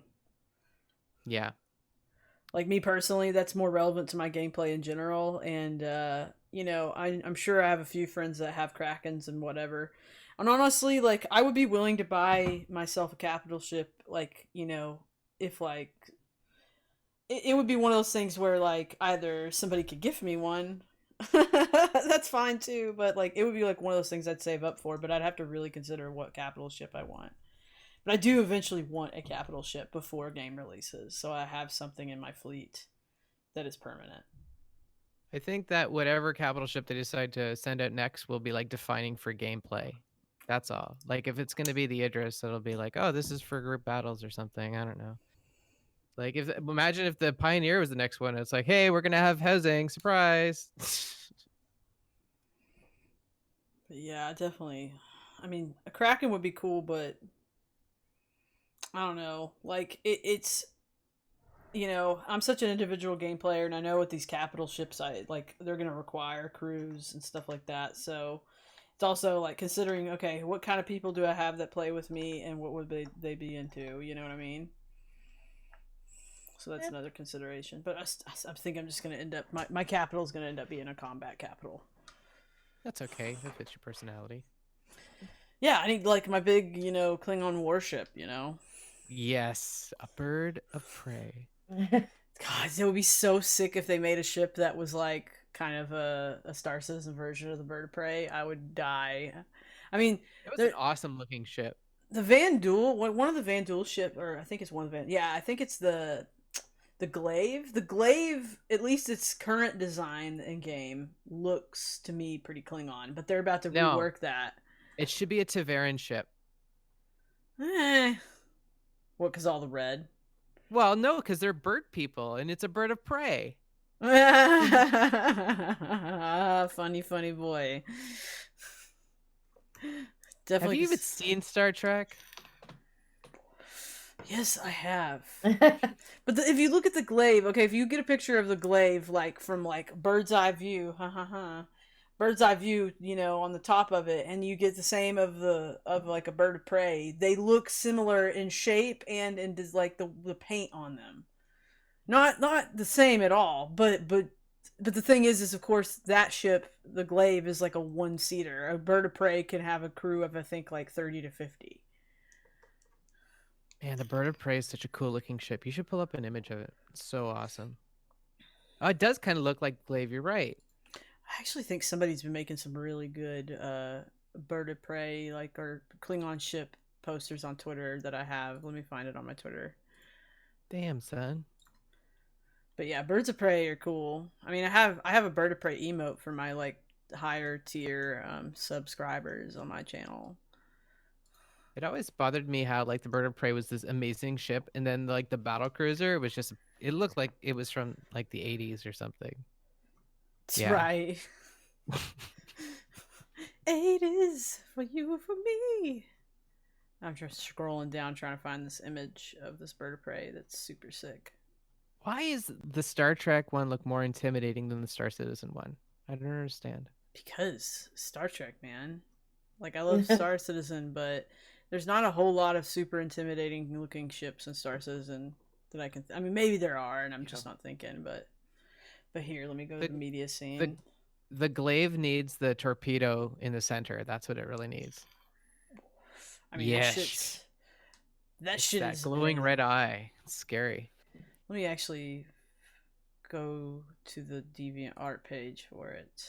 What's this? The full image. Is this your artwork? No. This is somebody on DeviantArt that made like a 4K capture of it, I think, on Star Trek Online or something. Or maybe they did the work themselves, but it's still like amazing. What is the glaive? Now I'm gonna pull up the glaive. Star Citizen glaive. And they got a rework too recently, didn't it? Yeah. In the Squadron 42 thing. Yeah, it looks even cool. Like, it looks super cool, and I like that they're sort of marrying everything together more. But I still am gonna miss, like, I wish that they would have like a Glaive Classic that you could have the option to keep the Glaive Classic. Now I think they need to make a bigger version. They should actually make the Bird of Prey. Like, the Bird of Prey's a big ship. Hold on here. Yeah, no, the Bird of Prey is like multi-crew. Like, it's not a single-person ship. That's the thing with the Glaive, is it's a single-person ship. My favorite Star Trek movie is Star Trek 4, just FYI. Me too. I love you so much right now, Sigelian. Star Trek 90% of the reason why is because of the Leonard Rosenblum soundtrack, and he does like a band grandstand to the whole thing. It's like the most random music ever, but I love it. The thing I love about Star Trek 4 though is one, they're in a Klingon vessel to do everything, and two, it's just the funniest Star Trek movie. It's the funniest one. It's hilarious. It's true. You're right. Oh yeah, like they go to the 80s. Yeah, they go to the 80s, and my favorite scene is when they pull up to drop Spock off at the park, which she thinks is weird because she can't see the cloaked bird of prey, and, and the lady's like dropping Spock off in her truck with Kirk too, and then after Spock gets out, he just kind of wanders off, and she's just like. She kind of looks at him like, she says something to him like, is he gonna be all right, like, at the park? And then Kirk looks at her and says, he did a little too much LDS back in the 60s, yeah. 60s. And then the lady's like, uh-huh, like because she's like, oh yeah, LDS, like, she's starting to see that there's something weird going on with these guys. Not that she didn't see it before, but it's pretty funny. It's just it's a good movie. It's about 1.5 times the size of a caterpillar in Star Citizen. It's not that big. I thought it was bigger than that. No, it's big, but it's not like huge, like a star, like the Enterprise or something. The Enterprise, like the original Enterprise. Okay, now we're just getting into Star Trek, guys, and I'm sorry, but we're derailing into it because it's relevant to what we're talking about. Okay, of course, yeah. So in the Enterprise, the original Enterprise, with Captain Kirk and all that, just like messed with my pants. Captain Kirk, pulling up your pants for this one. His Enterprise could house about 370 to 400 people, and I'm sure more in case of an emergency to do an evacuation, because they probably convert cargo bays and stuff into housing or into quarters or something for people. But I think on Picard's Enterprise, the Enterprise D, and I'm not sure of the E too, but I know that the D could do about 1,000. So it's like a small city. It's like a small, like, town essentially. So, Gotcha.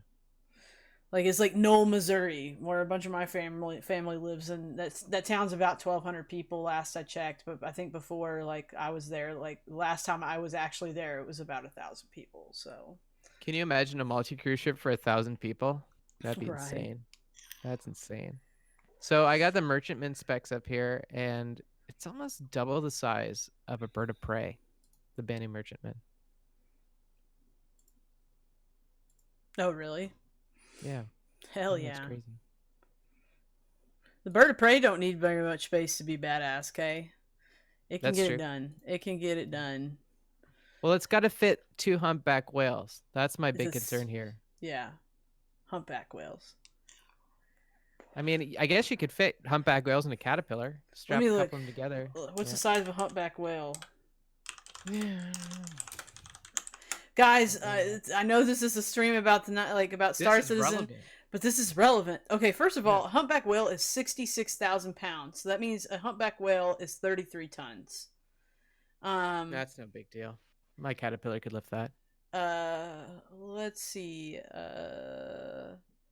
Length from 12 to 16 meters, which is 39 to 52 feet. So yeah, a humpback it? whale. Yeah, you think they were Jeez, you can fit- bigger? Yeah, I can fit 4 of them in the caterpillar if that's the case. Yeah, you can fit quite a few, but you can fit a few whales. So that means like Oh, several man. whales could have been inside of if a bird of prey is about the size of a caterpillar and a half, then it could fit several humpback whales. So it wasn't at all implausible for them to fit humpback whales into a bird of prey. Everybody, we have cracked the code, ladies and gentlemen. Thank you very much. If any CIG devs are out there listening right now, I have a feature request that I'd like to have the ability to transport whales. Make that a commodity, please. Well, I mean, Thank you. whales. Did you see last week's IC? The space whales? Yes. Oh my god, I love them. Let's talk I about love space them so whales. much. Okay. Idril, did you see Which the one? space whales? I did not see the space whales, but I'm invested. There's 3 of them. Which one is your favorite, Buster? You can bring up the image of them, I guess. if you want Actually, to. I think they're in this chat. They Oh. may be in the past of this chat. Let me look. Do. But there are 3 of them. Purple. Let's scroll. I'm so glad they're adding No, I them. don't have the individual images, but yeah. Somebody send them. But yeah, the space whales are beautiful. In fact, I'll just pull up last Totally. week's episode. How about that? That'll make it easier. How about that? How about it? How about it, boys and girls? 07 Desperado. Hey, General Desperado, what's up? Okay, let's find space whales. Where is space whales in the sprint report? Sprint reports are my favorite reports, by the way. That's like literally my favorite thing. Okay, there's space whales. I'm finding it now. Okay, space here we whale go. 1. Oh wait, no, that's space whale 2. Let's play it out. There is space whale 1. Let's go back to the media scene. So here we go. There's space whale number 1. That's probably my favorite, honestly. Okay. I like the colors of it. I agree with you.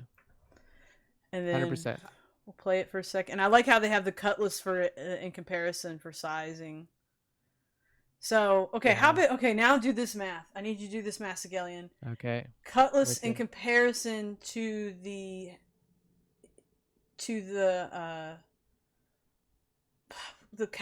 caterpillar. Get the cutlass size in comparison to the caterpillar, so then we can understand how big a bird of prey is next to the space whale, and if you could fit a space whale in the bird of prey. Okay. I like how the stream is going, by the way. So a cutlass is about 1/3 the size of a. It's between 1/3 and 1/4 of the size of a caterpillar. Okay, so we'll call it, just for easy math, we'll call it a quarter. So that way, that means, okay, So You and could definitely fit a space whale in a a cutlass caterpillar. is probably about like a quarter of the length with the tails kind of curved a little bit. It's about a quarter of the length of this, maybe it's a fifth of it. Yep. So you could at least fit one space whale, maybe two space whales in a bird of prey. Oh, yeah, definitely. I think so. Yeah. I mean, you can like roll up the tails or something. It doesn't have. I'm sure it doesn't have to be totally straight. I They mean, look it pretty might. It deformed. might have a spine going down. That's usually what's in the tail is the spine. It's like an extension of Yeah. the spine. Are we implicating that we're keeping the space whale alive, or is this Yes. okay? Okay. Then Actually, yeah, go that's to whale number 3. Definitely has a backbone, but I don't think yeah. whale number 2 has. I see, I and think I you was gonna could. say whale number three. Like whale number one is my favorite color wise. Whale number two is my favorite, like the way it looks overall. It looks like Yeah. almost like a beta fish. Mm-hmm. Yes. Like Yes. it kind of has like I like the tattery kind of ends of it. But yeah, so you could fit like a space whale, maybe two space whales in a bird of prey, depending on how you space them in there, and Mm. probably definitely like one space whale in a caterpillar, maybe. But again, the caterpillar's not outfitted for it, so it wouldn't be easy to get a space whale in there. It also depends on how So wide the space whale's body is, which we have no idea of. so Idril, this is your first time seeing the space whales. What's your opinion?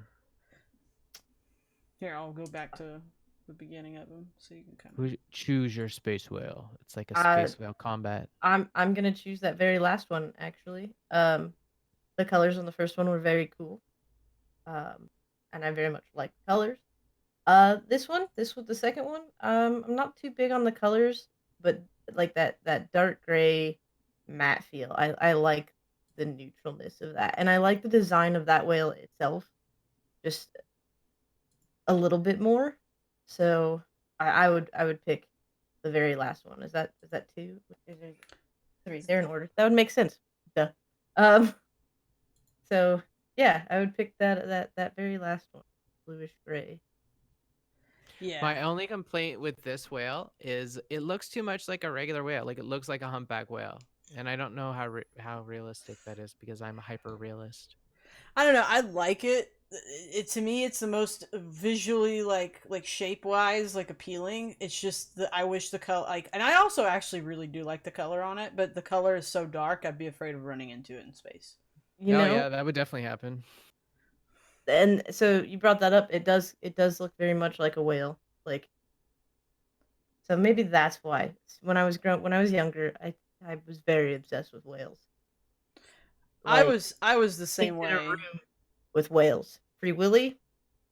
Oh, I love that Free movie. Willy were my favorite shows. I would binge watch those. I I thought I was was gonna yeah. go be a marine biologist or a oceanographer Dude, or me too. something, Same and exact then thing. and then I found out I wasn't that smart.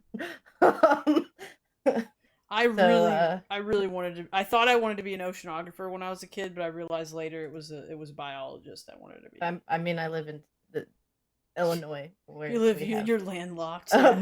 a big old lake north, and that's Oh no, about I'm it. I'm from I'm from like the panhandle of Tex. I grew up in the panhandle of Texas. For me, it was also like I was basically in the very bottom of the Midwest. Like the very bottom tip of the Midwest. So I'm Oh, a yeah, cornfield kid.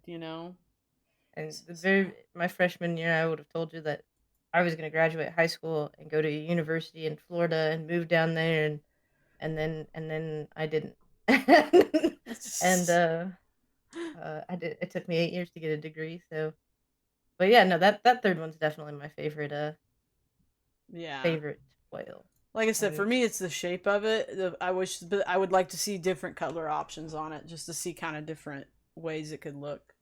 You know. I like number 1 because I think it looks so practical to be in a vacuum. If anything was to live in a vacuum, that's how I would imagine it to look. That's all. mm, Yeah, I hope that the whales are like happy whales though. But like that's one of the things it said in the third one. It says something about like you could basically like harvest materials off of the whale itself. I I think. hated that. I'm sorry. Ooh, we're wait, gonna I'm have sorry. You can harvest whale what off of hunt. this? Well, Yeah. no, I Ugh. mean they talked about how you could have whale like people could hunt and kill them, but I think they were also implying like you could just harvest things off of the whale without killing it. Like it'd be like stuff like space barnacles or something. Like Yeah, you're maybe just gonna go up and pluck a space well, barnacle off. I mean, think about it. Like, think about like how like in an ocean environment, like generally most whales will have like types of fish and stuff that stick to them so that they can that Absolutely. like or stay near them because they realize like I can basically eat its scraps. Like think about there Right. might be like other living creatures like on its skin or just outside of it, or maybe even like there are materials that can be harvested off of it without hurting it, which I would So be you mean more into.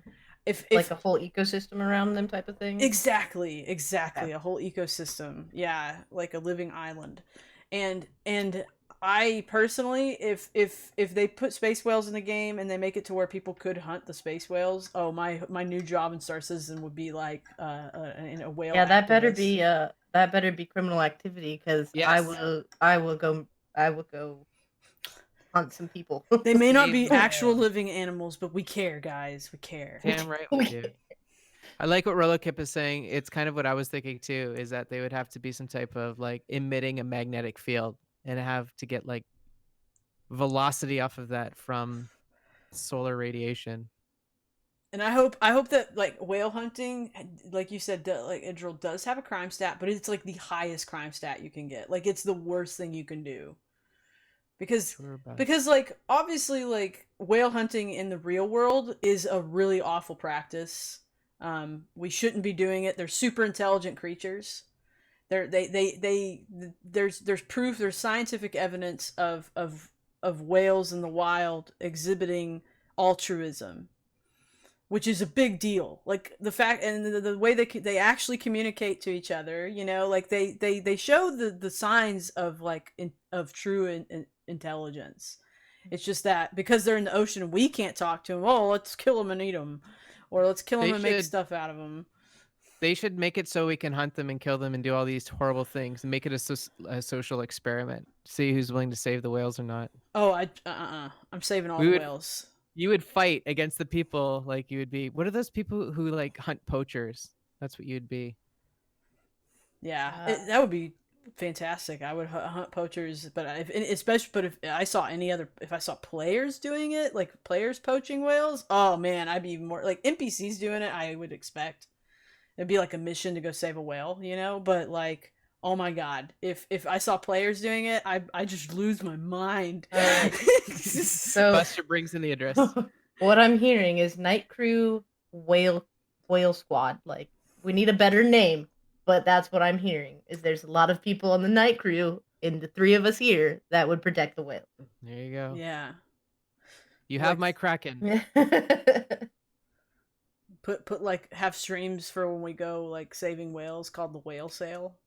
You should actually use a Kraken for that. Wouldn't that be perfect? Dude, yeah, one That sea would beast be, helping yeah. another space helping a space beast. Totally. Hell yeah. Let's go kill the whale poachers, sons of mothers. Put the day in destroyer. What roller kid? It does sound bad. They eat his kind penguins. But yeah, don't and so we that never lets said us we never said orcas. We said whales. yeah, and just Orcas aren't whales. let's just put out the disclaimer now. Okay, let's put it out into the verse, right? Everybody backers, all Star Citizens out there, know that if you try to hunt the space whales, we will find you and we will deal with you. We do not want you hurting the whales, but we will hurt you in game if you hurt the in-game whales, okay? Okay? Same, yes. It'll happen. We will Night destroy Crew you. is officially pro whale stance. Yeah, you heard it here first, folks. You will not hurt the whales. Like the Night Crew are the protectors of the space whales. We are the sworn crew of the night whales. That's what we'll call them. The night whales. Our little night whales. But yeah, we will protect them. So anytime you guys see a whale in the wild, you let us know so that we can survey it. You know, that's one of my lifelong, like, well, not even lifelong, but like more like last couple years long dream. Is I would love to be able to be a high level enough diver to like become a master diver and get like and learn how to do tagging to tag like sharks and whales and stuff like with those tracker tags so we can like so scientists and stuff can study their movement and their migration patterns. Maybe that'll be the purpose of the whole science career. Yeah, you know, maybe that'll be like one of the things you can do as a scientist is like you tag the space whales. That way you can keep track of them and you can like get warnings when people are trying to hunt them. And so then you go ahead and you go and you deploy an emergency like whale rescue crew, you know, a That'd be whale really cool. protection crew, anti-poaching crew. That would be sick. That would be Totally. sick. Let's do it. But I mean, like, you know, I'm gonna be honest though, like there might be some animals that are super aggressive or something in the game that like I wouldn't mind having a coat of. Okay. Whale coat. No, I don't want a whale coat. I want like No whale coats. if it is, you know, if it's a hostile like nuisance creature, you know, like a space evil deer, maybe. I don't know. Whale number 2 looks like it would make a good coat. It's quite colorful. But the whales are important. Right. Sorry. A whale scale, maybe you get whale scale armor. Right? You know, so far it has been the only animals I will hunt and walk on 2 legs. Hell yeah. Well, I mean, there was like a ISC a while back that was talking. It was actually Jay Lee, and he was talking about like the kind of the no go stuff on like when he was designing the clothing stuff for what's it called, the Orison on Orison, and you could see there's like a moment in that where like they have a shot of him and Chris looking at different concepts, and it actually looks like concepts of animal like these like pig looking creatures. So it looks like some kind of like 4-legged beast. But yeah. But it's gonna be a good time. It's gonna be a good time. We're gonna protect those whales. But everybody, I think we are getting to a good point where we can start wrapping the show up. But and if y'all have any last minute questions for the crew, let us know. We'll address them. We probably have time for about a question because we have like about 14 minutes left. But I'm gonna start just ending us if nobody has anything to add for questions in the chat. But with that said, in the meantime, let's just go ahead and do our Hurston jellyfish. I want Hurston jellyfish. I want a freaking jellyfish. Space jellyfish would be cool.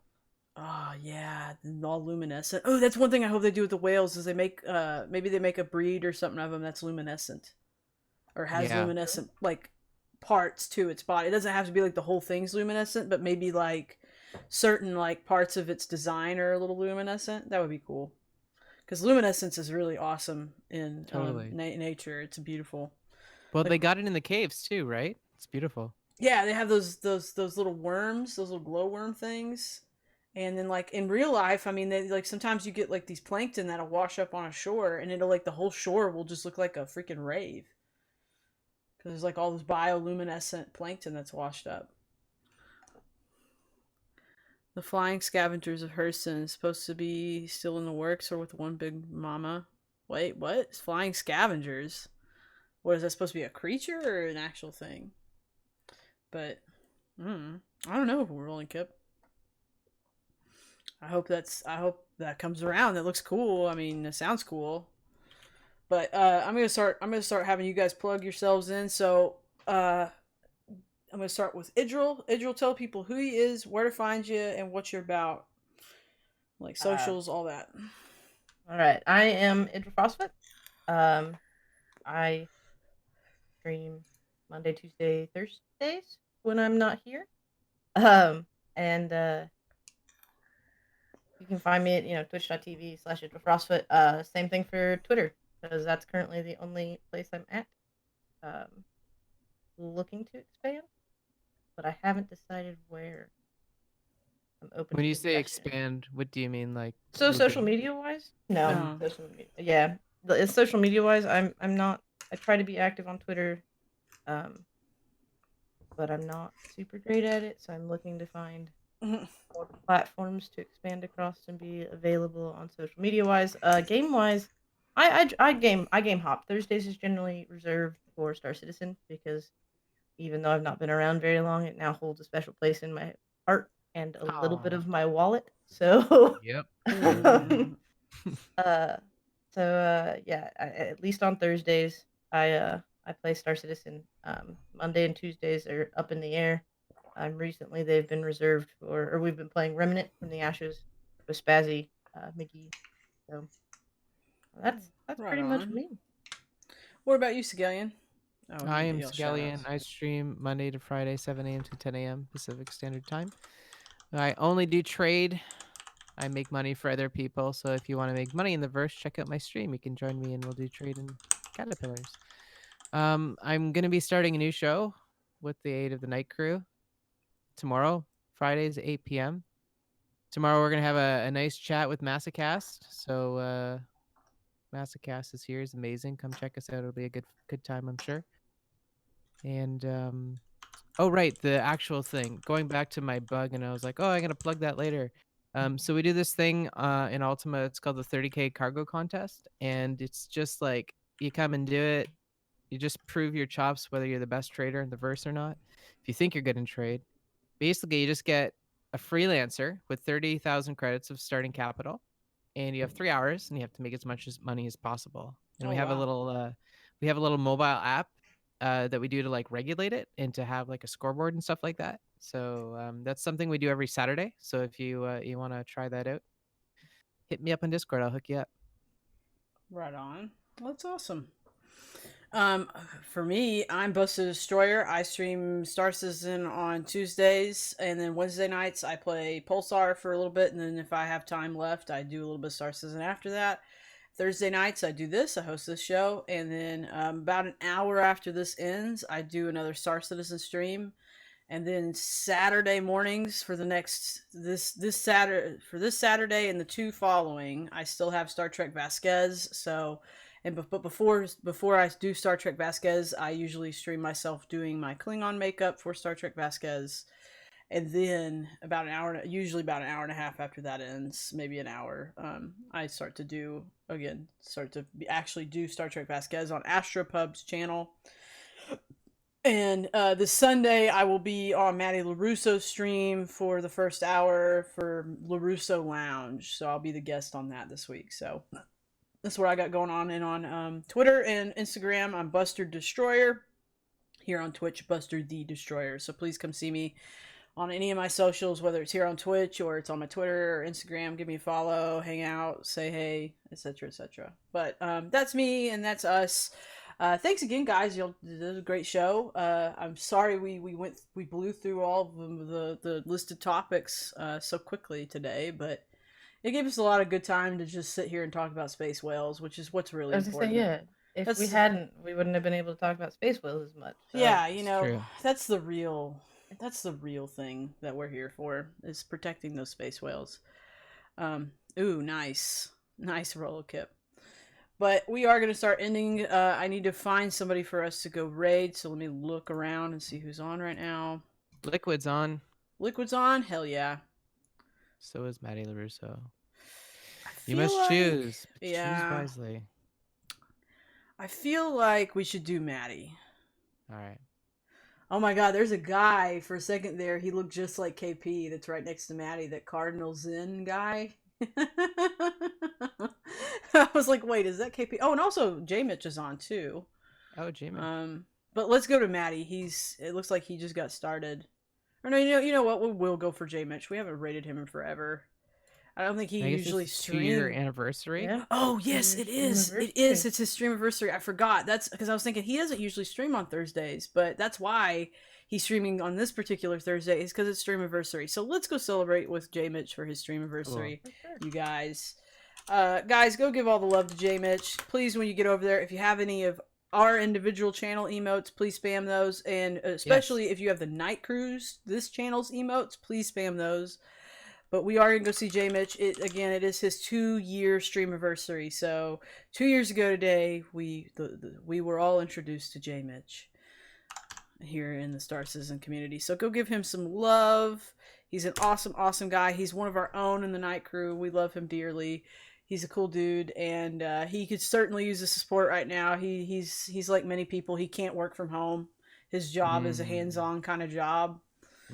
So if you got any extra biddies or anything to throw at him, I think he'd greatly appreciate it. He's definitely one of those people that probably could use that kind of if you got that generosity, if anybody has it. But yeah, because he works with mostly autistic, but pretty much special needs kids, and with all this going on, the place he works at, last I heard from him is like they're kind of off right now, so we'll see. But anyway, everybody go give him some love, go be awesome, go be sweet, and have a good time over there with J Mitch. We hope you enjoy yourselves as much as we enjoy him as one of our fellow crew members, but also as a content creator here on Twitch in the Star Citizen category. And do make sure when you get over there to let him know happy stream anniversary. Everybody say happy stream anniversary when you get over there, and spam emotes. That would be great. But anyway, guys, I'm gonna start. If the countdown doesn't happen quick enough, I'm gonna go ahead and hit the raid button now. Bye. What is the karaoke song when we sing out? I already rated us out. That's fine. Literally. I was just joking. We'll do it as an after, because we're still we're still live technically, so we'll do this for the bonus for the people watching the VOD. So what do we want to sing? How about this? I'm never gonna dance again. Guilty feeling, got no rhythm. Though it's easy to pretend. I know you're not a fool. Alright, bye everybody. For real.